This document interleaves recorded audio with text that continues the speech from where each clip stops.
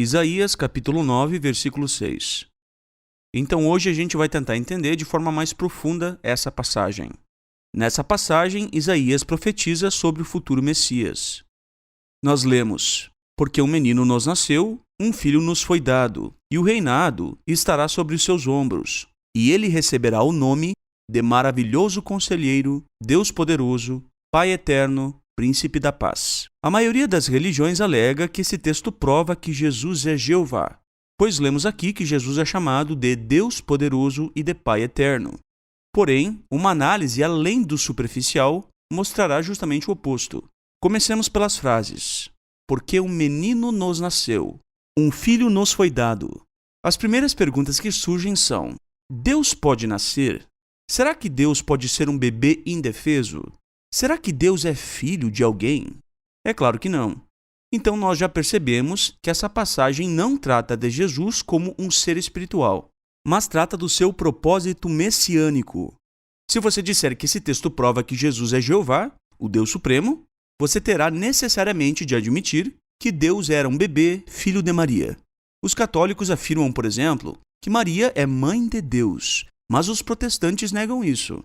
Porém, eu tenho que admitir que os católicos aqui, em contraste com os protestantes evangélicos, pelo menos são coerentes. Veja o seguinte argumento. Premissa 1. Maria é mãe do Messias. Premissa 2. O Messias é Deus.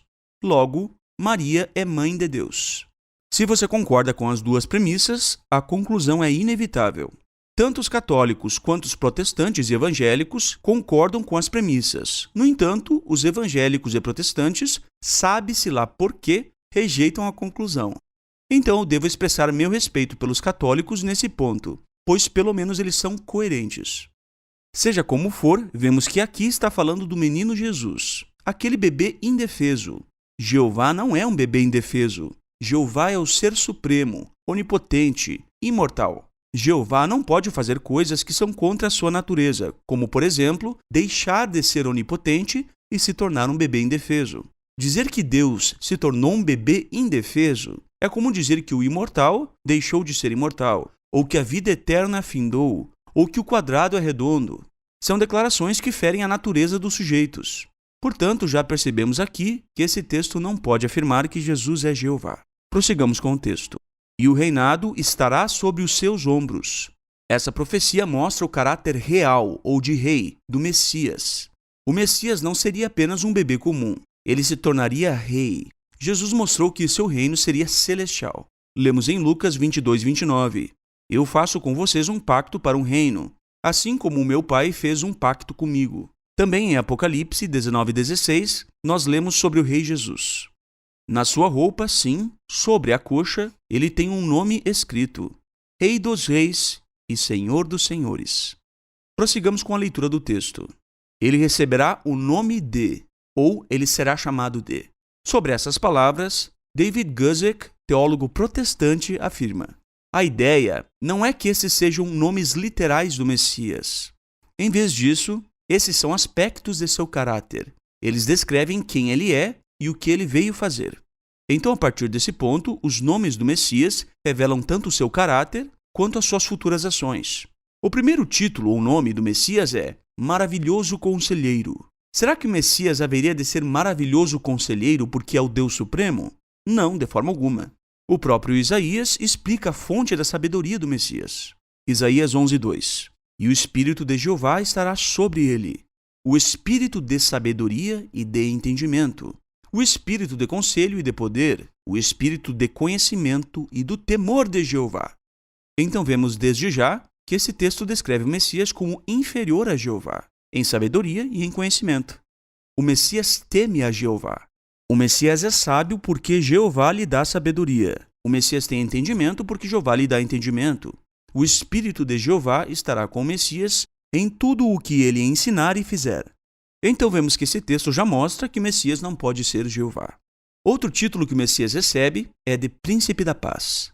Esse belo nome que o Messias há de receber revela que ele é o único governante que trará paz a toda a terra.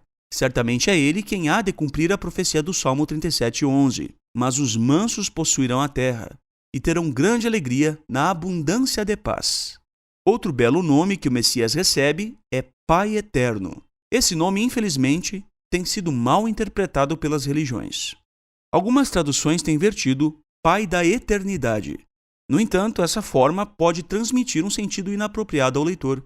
Jesus Cristo, o Messias, por ser o agente principal da vida da parte de Deus, foi profeticamente chamado de Pai Eterno. Qualquer pessoa que tenha imitadores e seguidores, ou aqueles que demonstrem suas qualidades, é considerada como um pai para eles. Mas ninguém é pai da eternidade, no sentido de ser o criador da eternidade. A eternidade passada não tem criador nem pai. Se algo foi criado, não é eterno. Se é eterno, não foi criado. A eternidade passada não pode ter sido criada. Dizer que alguém é o criador da eternidade é como dizer que alguém é um solteiro casado. É uma contradição na própria natureza dos sentidos dos termos. Aqueles que acreditam na Trindade muitas vezes usam esse título para tentar provar que Jesus é o Pai, no caso o Pai Eterno. No entanto, é importante salientar que a doutrina da Trindade não diz que Jesus é o Pai Eterno, mas o Filho Eterno. Portanto, quem crê na Trindade não deveria olhar para esse título como uma evidência da Trindade. Longe disso. A doutrina do unicismo ou sabelianismo, que é encarada como heresia pelos trinitários, é que prega que Jesus é o Pai Eterno. Então, quem diz que Jesus é o Pai Eterno são os unicistas, não os trinitários. Portanto, esse texto não deveria ser usado por trinitários para tentar provar que Jesus é o Pai Eterno, pois na Trindade Jesus não é o Pai Eterno, mas o Filho Eterno. Porém, a Trindade é tão confusa que nem mesmo aqueles que nela creem conseguem defender a sua crença. A Trindade prega que o Pai não é o Filho e que o Filho não é o Espírito Santo, mas que são todos o mesmo Deus. Já o unicismo prega que o Pai é o Filho. Portanto, um trinitário entra em contradição quando alega que Jesus é o Pai Eterno. Mas é exatamente isso que esperaríamos de uma doutrina confusa e antibíblica, assim como a Trindade. Mas o que significa realmente esse título?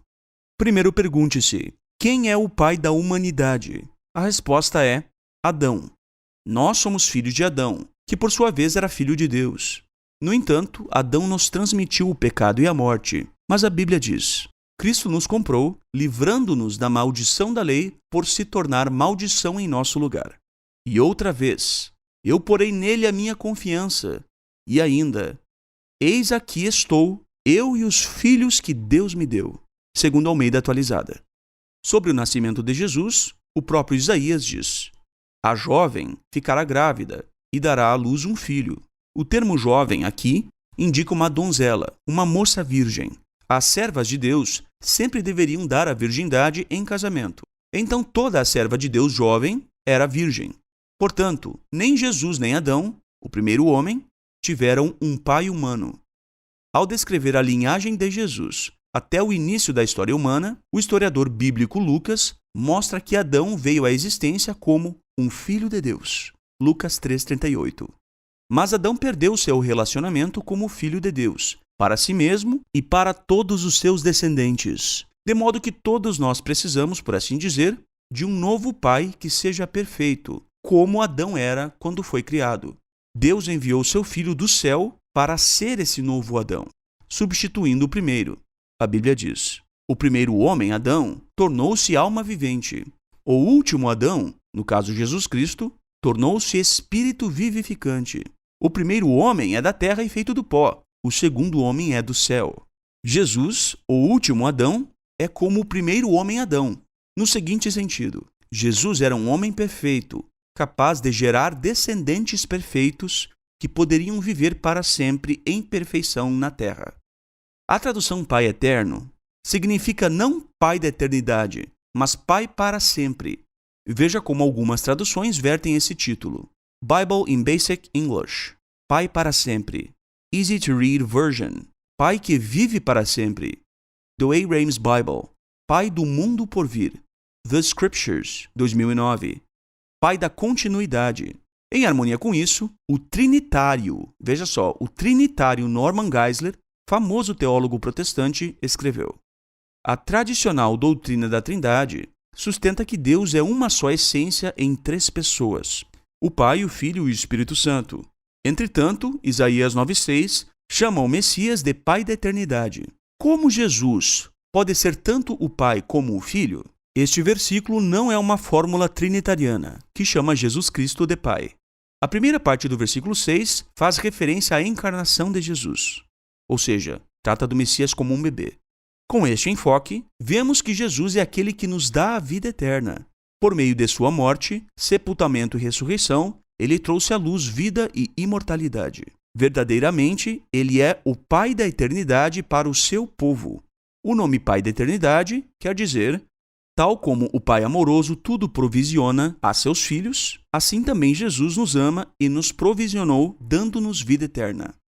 Então vemos nesse comentário que, embora Norman Geisler creia na Trindade, ele não pensa que esse título, Pai Eterno, se refere a Jesus como sendo Deus, mas a interpretação de Norman Geisler dessa passagem é a mesma das Testemunhas de Jeová. Por fim, o Messias também recebe o título de Deus Poderoso. Sobre todos os títulos dados ao Messias nessa passagem, nós lemos na obra Expositor's Bible Commentary. Veja só que interessante esse comentário. Esses títulos foram reivindicados como provas incontestáveis de que o profeta tinha uma pessoa absolutamente divina em vista. Um dos mais distintos estudiosos do Antigo Testamento declara que o libertador que Isaías promete é nada menos do que um Deus, no sentido metafísico da palavra. Existem razões sérias, no entanto, que nos fazem duvidar dessa conclusão e, embora defendamos firmemente que Jesus era Deus, nos impedem de reconhecer esses nomes como profecias de sua divindade.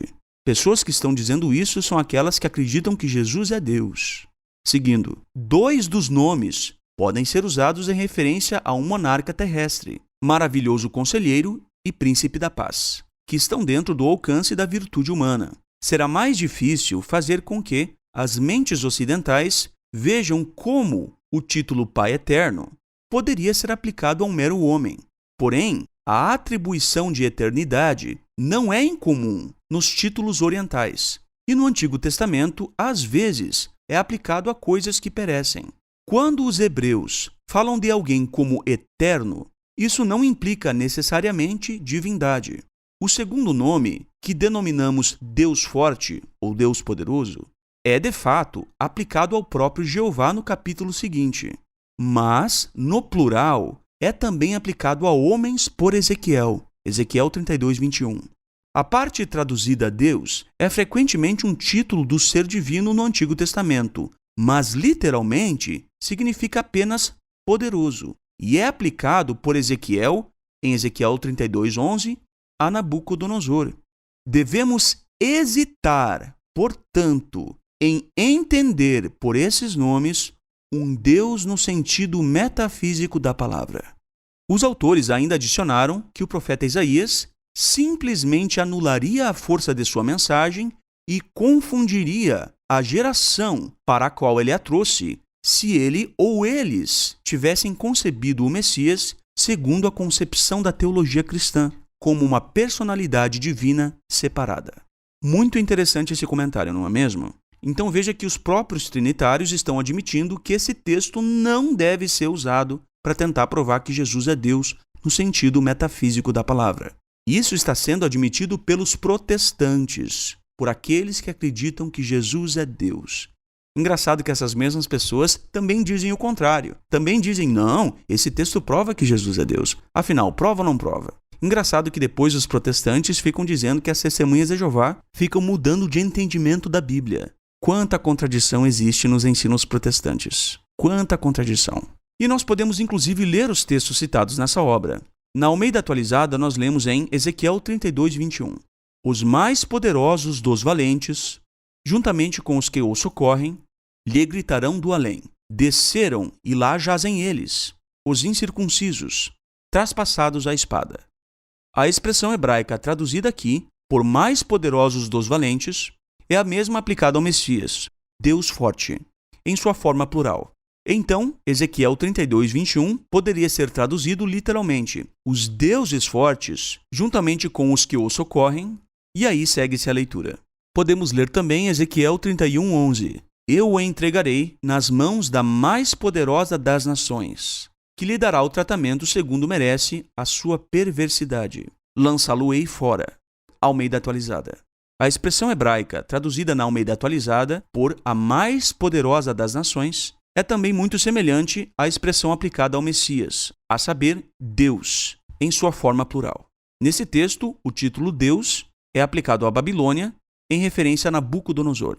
O que significa, então, ser o Messias Deus poderoso ou Deus forte? Esse belo nome tem a ver com o poder do Messias. Esse poder pode ser tanto de guerra, quanto para restabelecer a ordem no mundo. É verdade que Isaías também chama Jeová de Deus forte ou Deus poderoso, mas isso não quer dizer, nem de longe, que o Messias é Jeová. Esse é um falso raciocínio. Na cultura hebraica, era muito comum que os monarcas fossem tratados como divindades, ou como deuses, em um sentido obviamente inferior a como Jeová é Deus. E isso é reconhecido por uma vasta quantidade de hebraístas e teólogos. Certa vez, um antagonista das Testemunhas de Jeová disse: Isaías era puramente monoteísta, portanto, se ele disse que o Messias era Deus forte, é porque acreditava que o Messias seria Jeová. Jeová também é chamado de Deus forte. Bem, Isaías era sim monoteísta, mas era também unitário, não trinitário. Isaías não cria numa trindade. Ademais, Isaías acreditava que Jeová é Deus, não um bebê que haveria de nascer de uma mulher. Jeová é Deus, não um bebê humano, tal como o Messias haveria de ser. Descrever o Deus Supremo como um bebê que haveria de nascer seria uma blasfêmia para qualquer servo de Deus no tempo de Isaías. Sim, Jeová é também chamado por Isaías de Deus forte. Nós não negamos isso. O que nós negamos é a implicação que os trinitários fazem disso. Isso não quer dizer que o Messias é Jeová. Em nenhum momento Isaías diz que o Messias seria Jeová. A conclusão de que o Messias é Jeová é uma inferência feita por trinitários, não uma declaração de Isaías. Conforme vimos, até mesmo pessoas que defendem que Jesus é Deus, tais como Norman Geisler e os autores da obra Expositor's Bible Commentary, postulam que a passagem de Isaías 9:6 não deve ser usada para testar esse conceito. A conclusão sobre esse assunto é: os nomes que o Messias recebe estão relacionados com a função que ele exerce após seu nascimento na terra. Ele é maravilhoso conselheiro, porque Jeová lhe dá sabedoria. Príncipe da paz, porque é o único rei que trará a paz verdadeira à terra. Pai para sempre, porque assume o papel de Adão e é o príncipe que conduzirá a humanidade para a vida eterna. E Deus forte, porque é valente para guerrear contra os inimigos de Deus e poderoso para aplicar a vontade de Deus na terra. Eu espero que você tenha gostado desse vídeo. Um grande abraço e fique em paz.